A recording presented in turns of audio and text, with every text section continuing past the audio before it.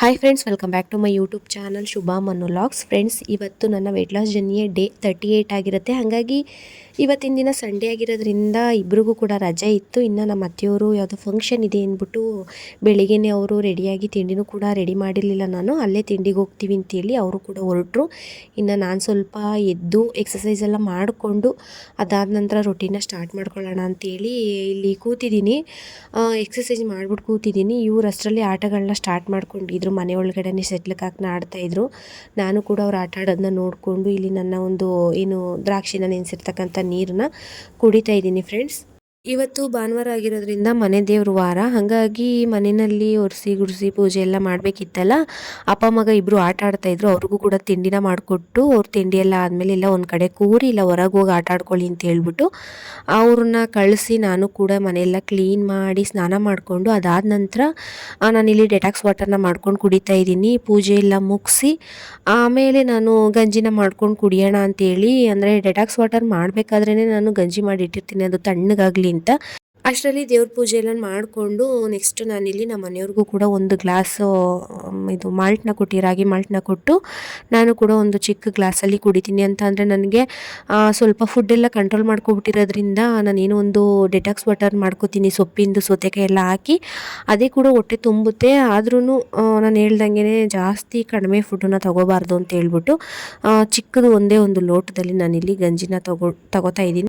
ಮತ್ತು ಫ್ರೆಂಡ್ಸ್, ನನಗೆ ಒಬ್ಬರು ಡೌಟ್ನ ಕೇಳಿದರು. ಅಂದರೆ ಯೂಟ್ಯೂಬು ಚಾನಲ್ ನಂದು ಯಾರು ವಾಚ್ ಮಾಡ್ತಾರೆ ಅವರು ಒಂದು ಡೌಟ್ನ ಕೇಳಿದರು. ವೆಯ್ಟ್ ಲಾಸ್ ಮಾಡ್ಕೋಬೇಕಾದ್ರೆ ನಾವು ಸ್ವೀಟ್ ತೊಗೋಬೋದಾ? ಸ್ವೀಟ್ ತೊಗೊಂಡ ನಂತರ ನಾವು ಅದನ್ನು ಯಾವ ರೀತಿ ಮೇಂಟೈನ್ ಮಾಡ್ಕೋಬೇಕು, ಅಂದರೆ ಯಾವ ರೀತಿ ವೆಯ್ಟ್ ಲಾಸ್ ಮಾಡ್ಕೋಬೇಕು ಅದಾದ ನಂತರ ಅಂತ ಕೇಳಿದರು. ಹಾಗಾಗಿ ನಾನು ಏನು ಹೇಳ್ತೀನಿ ಅಂತ ಅಂದರೆ, ಈಗ ಏನೋ ಒಂದು ವೆಯ್ಟ್ ಲಾಸ್ ಜರ್ನಿನ ಸ್ಟಾರ್ಟ್ ಮಾಡ್ಕೊಂಡಿದ್ದೀವಿ. ಆ ವೆಯ್ಟ್ ಲಾಸ್ ಮಾಡ್ಕೋಬೇಕು ಅಂತ ಏನೆಲ್ಲ ಸರ್ಕಸ್ ಮಾಡ್ತೀವಿ, ಅಂದರೆ ಏನು ತಿನ್ನಬೇಕು, ಏನು ತಿನ್ನಬಾರ್ದು, ಇಷ್ಟು ನಿದ್ದೆ ಮಾಡಬೇಕು, ಇಷ್ಟು ನೀರು ಕುಡಿಬೇಕು, ಮತ್ತು ಈ ಥರ ಎಲ್ಲ ಒಂದು ಪ್ಲಾನಿಂಗ್ನ ಇಟ್ಕೋತೀವಿ ಬೆಳಗ್ಗೆಯಿಂದ ಸಂಜೆವರೆಗೂ. ಆ ಟೈಮಲ್ಲಿ ಅದು ಆಗಿಬಿಡಬೇಕು ಅಂತ ಹೇಳ್ಬಿಟ್ಟು ಒಂದು ಪ್ಲಾನಿಂಗ್ ಮಾಡಿಕೊಂಡು ತುಂಬಾ ಆಸೆಯಿಂದ ವೆಯ್ಟ್ ಲಾಸ್ ಆಗಬೇಕು ಅಂತ ಕಷ್ಟಪಟ್ಟು ನಾವು ವೆಯ್ಟ್ ಲಾಸ್ನ ಮಾಡ್ಕೋತಿರ್ಬೇಕಾದ್ರೆ ನಮಗೆ ಅದ್ರ ಮಧ್ಯದಲ್ಲಿ ಕೆಲವೊಂದು ಸಲ ಅನಿಸುತ್ತೆ ಸ್ವೀಟ್ ತಿನ್ನಬೇಕು, ಏನಾದರೂ ಸ್ಪೈಸಿಯಾಗಿ ತಿನ್ನಬೇಕು, ಆ ಥರ ಎಲ್ಲ ಅಂತ ಅನ್ನಿಸ್ತಾ ಇರುತ್ತೆ. ಆಗ ನಾವೇನು ಮಾಡಬೇಕು ಅಂತ ಅಂದರೆ ನಮ್ಮ ಆಸೆಗಳನ್ನ ಹಿಡ್ದಿಟ್ಕೋಬೇಕು. ಅದಕ್ಕೆ ಬದಲಾಗಿ ನಾವೇನಾದರೂ ಬೇರೆದನ್ನ ತಿನ್ನಬೇಕು. ಸ್ವೀಟ್ ತಿನ್ನಬೇಕು ಅಂತ ಹೇಳ್ಬಿಟ್ಟು ಸ್ವೀಟ್ ತಿನ್ಬಿಡೋದು, ಜಾಸ್ತಿನೇ ತೊಗೊಬಿಡ್ತೀವಿ. ಅಂತಂದರೆ ಒಂದು ಪೀಸ್ ತೊಗೊಂಡು ತಿನ್ನೋಣ ಅನ್ನೋದು ಬದಲಿಗೆ 2-3 ಪೀಸಸ್ನ ತಿಂದ್ಬಿಟ್ಟಿರ್ತೀವಿ.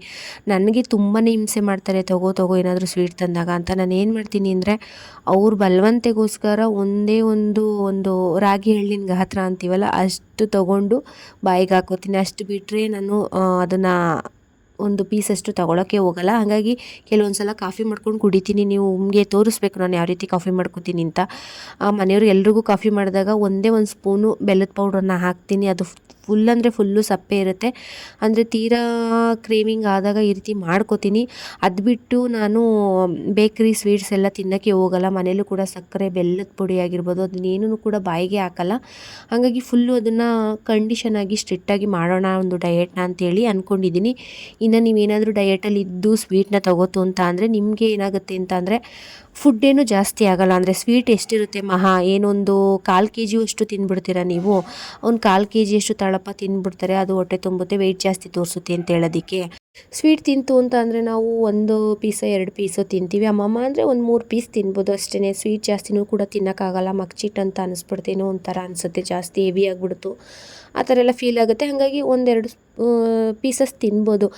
ಆವಾಗ ನಾವೇನು ಮಾಡ್ತೀವಿ ಅಂದರೆ ಅದು ಕಡಿಮೆ ವ್ಯಾಲ್ಯೂಮ್ ಇರುತ್ತೆ, ಅಂದರೆ ತೂಕ ಕಡಿಮೆ ಇರುತ್ತೆ, ಬಟ್ ಹೆವಿ ಕ್ಯಾಲೋರಿ ಇರುತ್ತೆ.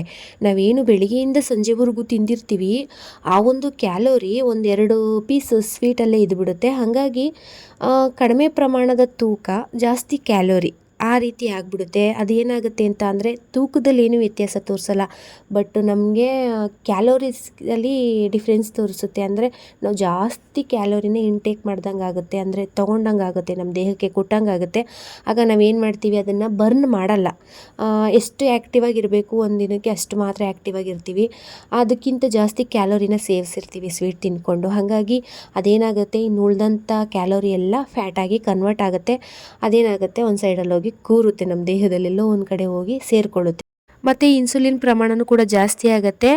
ಇನ್ನು ನಮ್ಮ ತೂಕನೂ ಕೂಡ ಜಾಸ್ತಿ ಆಗುತ್ತೆ. ನಾವೇ ನಮ್ಮ ಕೈಯಾರ ನಮ್ಮ ತೂಕನ ಜಾಸ್ತಿ ಮಾಡ್ಕೊಂಡಂಗೆ ಆಗುತ್ತೆ. ಅದಕ್ಕಾಗಿ ಇಷ್ಟೆಲ್ಲ ಶ್ರಮ ಬಿದ್ದು ನಾವು ಒಂದು ವೆಯ್ಟ್ ಲಾಸ್ನ ಮಾಡ್ಕೋತಿರುವಾಗ ಸ್ವೀಟ್ ಬೇಕಾ, ಹಂಗೂ ಸ್ವೀಟ್ ತಿನ್ನಬೇಕು ಕ್ರೇವಿಂಗ್ ಆಗ್ತೀನಿ ಅಂತ ಅಂದಾಗ ನ್ಯಾಚುರಲ್ ಸ್ವೀಟ್ಸ್ನ ತಿನ್ನಿ. ನ್ಯಾಚುರಲ್ ಸ್ವೀಟ್ಸ್ ಸಿಗೋದು ನಮಗೆ ನಟ್ಸ್ಗಳಿಂದ ಮತ್ತು ಫ್ರೂಟ್ಸ್ಗಳಿಂದ. ಹಾಗಾಗಿ ನಟ್ಸು ಫ್ರೂಟ್ಸ್ನ ತಗೋತು ಅಂತ ಅಂದರೆ ನಮಗೆ ಏನಾದರೂ ಸ್ವೀಟ್ ತಿನ್ನಬೇಕು ಅನ್ನೋ ಕ್ರೇವಿಂಗ್ ಇತ್ತು ಅಂದರೆ ಅದು ಕಡಿಮೆ ಆಗುತ್ತೆ. ಹಾಗಾಗಿ ಸ್ವೀಟ್ನ ತಗೊಳ್ಳೋದು ಬೇಡ ಅಂತ ನಾನೊಂದು ಡಯಟ್ ಪ್ಲ್ಯಾನಿಂಗ್ನಲ್ಲಿ ಏನಾದರೂ ಇತ್ತು ಅಂದರೆ ಸ್ವೀಟ್ನ ತಗೊಳ್ಳೋದು ಬೇಡ ಅಂತ ಹೇಳ್ತೀನಿ. ಇನ್ನು ನಾನಿಲ್ಲಿ ಹೊಸದಾಗಿ ನೋ ಶುಗರ್ ಅನ್ನೋ ಚಾಲೆಂಜ್ನ ತಗೋಬೇಕು ಅಂತ ಅಂದ್ಕೊಂಡಿದ್ದೀನಿ ಫ್ರೆಂಡ್ಸ್. ನೋಡೋಣ ಇನ್ನು ನಾಳಿನ ದಿನಗಳಲ್ಲಿ. ಈಗ ಅಂದರೆ ಇದು ಅಲ್ಲೇ 2 ದಿನದ ಇನ್ನೂ ವೀಡಿಯೋ ಇದೆ. ಅಂದರೆ ಇವತ್ತು ಅಪ್ಲೋಡ್ ಮಾಡ್ತು ಅಂದರೆ ಇನ್ನೂ ಒಂದು ದಿನದ ವೀಡಿಯೋ ಇದೆ. ಹಾಗಾಗಿ ಅದನ್ನು ಮುಗಿಸ್ಕೊಂಡು ಇನ್ನು ನಾಳೆಯಿಂದ 21 ಡೇ ಇಲ್ಲ 30 ಡೇಸ್ ನೋ ಶುಗರ್ ಅನ್ನೋದು ಒಂದು ಚಾಲೆಂಜ್ನ ತಗೋಬೇಕು ಅಂತ ಅಂದ್ಕೊಂಡಿದ್ದೀನಿ. ಯಾವುದೇ ರೀತಿಯ ಶುಗರ್ನ ತಗೋಬಾರ್ದು ಅಂತ. ಅದನ್ನು ಯಾವ ರೀತಿ ತಗೊಳ್ಳೋದು, ಅದರಿಂದ ಏನೇನೆಲ್ಲ ಅನುಕೂಲ, ಶುಗರ್ ತೊಗೊಂಡ್ರೆ ಏನೆಲ್ಲ ಅನಾನುಕೂಲ, ಅದನ್ನೆಲ್ಲ ನಾನು ಡೀಟೇಲಾಗಿ ನಾನು ಯಾವಾಗ ಸ್ಟಾರ್ಟ್ ಮಾಡ್ಕೋತೀನಿ ಆ ವಿಡಿಯೋದಲ್ಲಿ ನಿಮಗೆ ಕಂಪ್ಲೀಟಾಗಿ ತಿಳಿಸ್ತೀನಿ.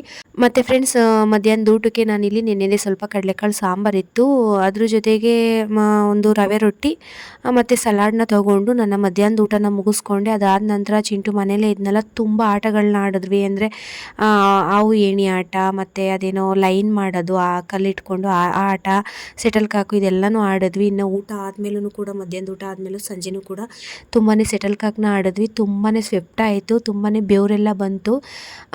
ನಾವು ಒಂದು 1/2 ಅವರ್ ಸೆಟಲ್ ಕಾಕ್ನ ಆಡ್ತು ಅಂತ ಅಂದರೆ ನಮಗೆ 176 ಕ್ಯಾಲೋರಿಯಷ್ಟು ಬರ್ನ್ ಆಗುತ್ತೆ. ಹಾಗಾಗಿ ತುಂಬ ಎಫೆಕ್ಟಿವ್ ಆಗಿದೆ ಅಂತ ಹೇಳ್ಬಿಟ್ಟು ಡೈಲಿ ಕಂಟಿನ್ಯೂಸ್ ಆಗಿ ಆಡ್ತಾಯಿದ್ದೀನಿ. ಕೆಲವೊಂದು ದಿನ ಕ್ಲಿಪ್ಪಿಂಗ್ಸ್ ತೊಗೋತೀನಿ, ಇನ್ನು ಕೆಲವೊಂದು ದಿನ ತೊಗೊಳ್ಳಲ್ಲ. ಅದಾದ ನಂತರ ಇನ್ನು ಕೆಲಸಗಳಿತ್ತು, ಸ್ವಲ್ಪ ಪಾತ್ರೆಗಳೆಲ್ಲ ಇತ್ತು, ಅದನ್ನು ಕೂಡ ತೊಳೆದು ನಾನು ಇಲ್ಲಿ ಸಂಜೆ ಈವ್ನಿಂಗ್ ಸ್ನ್ಯಾಕ್ಸ್ಗೆ ಬ್ಲಾಕ್ ಕಾಫಿ ಮತ್ತು ಆ್ಯಪಲ್ನ ತೊಗೋತಾ ಇದ್ದೀನಿ.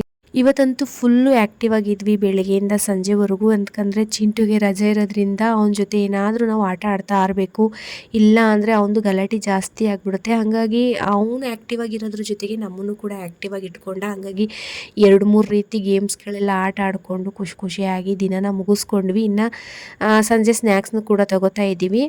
ಅದಾದ ನಂತರ ನೈಟ್ ಊಟಕ್ಕೆ ಈರುಳ್ಳಿ ಹಾಕಿ ರೊಟ್ಟಿನ ಮಾಡಿಕೊಂಡೆ, ಅದ್ರ ಜೊತೆಗೆ ಚಟ್ನಿ. ನಾನು 2 ಬಾಯ್ಲ್ ಎಗ್ನ ತೊಗೊಳ್ಳೋಣ ಸಾಕು ಅಂತ ಹೇಳ್ಬಿಟ್ಟು ಮಾಡಿಕೊಂಡೆ. ಬಟ್ ಒಂದು ರೊಟ್ಟಿ ಉಳಿದಿತ್ತು, ಹಂಗಾಗಿ ಬೇಡವಾಗಿತ್ತು. ಬಟ್ಟು ಇರಲಿ ಅಂತ ಹೇಳ್ಬಿಟ್ಟು, ಅಂದರೆ ಆ್ಯಕ್ಟಿವ್ ಆಗಿದ್ನಲ್ಲ, ಎಲ್ಲ ಸ್ವಲ್ಪ ಆಟಗಳೆಲ್ಲ ಆಡಿಕೊಂಡು, ಹಾಗಾಗಿ ಸುಸ್ತಾಗ್ಬೋದೇನೋ ಅಂತ ಹೇಳ್ಬಿಟ್ಟು 2 ಬೇಯಿಸಿದ ಮೊಟ್ಟೆ ಜೊತೆಗೆ ಈರುಳ್ಳಿ, ರೊಟ್ಟಿ ಮತ್ತು ಚಟ್ನಿನ ತೊಗೊಂಡು ನನ್ನ ಡೇನ ಇಲ್ಲಿಗೆ ಮುಗಿಸ್ಕೊತಾ ಇದ್ದೀನಿ. ಹಾಗಾಗಿ ಇವತ್ತಿಗೆ ನನ್ನ ಡೇ 38ನ ವೀಡಿಯೋ ಇಲ್ಲಿಗೆ ಮುಗಿಯುತ್ತೆ. ಇನ್ನು ಯಾರೆಲ್ಲ ವೀಡಿಯೋನ ಕೊನೆವರೆಗೂ ನೋಡಿದ್ರಿ, ವಿಡಿಯೋ ನೋಡೋದ್ರ ಜೊತೆಗೆ ಪ್ಲೀಸ್ ಒಂದು ಲೈಕ್ನ ಮಾಡಿ, ಹಾಗೆಯೇ ಚಾನಲ್ನ ಸಬ್ಸ್ಕ್ರೈಬ್ ಮಾಡ್ಕೊಂಡಿಲ್ಲ ಅಂತ ಅಂದರೆ ಪ್ಲೀಸ್ ನನ್ನ ಚಾನಲ್ನ ಸಬ್ಸ್ಕ್ರೈಬ್ ಮಾಡಿಕೊಂಡು ಸಪೋರ್ಟ್ ಮಾಡಿ. ಇನ್ನು ಫ್ರೆಂಡ್ಸ್, ನಾಳಿನ ವೀಡಿಯೋದಲ್ಲಿ ಸಿಗೋಣ. Boy and good night.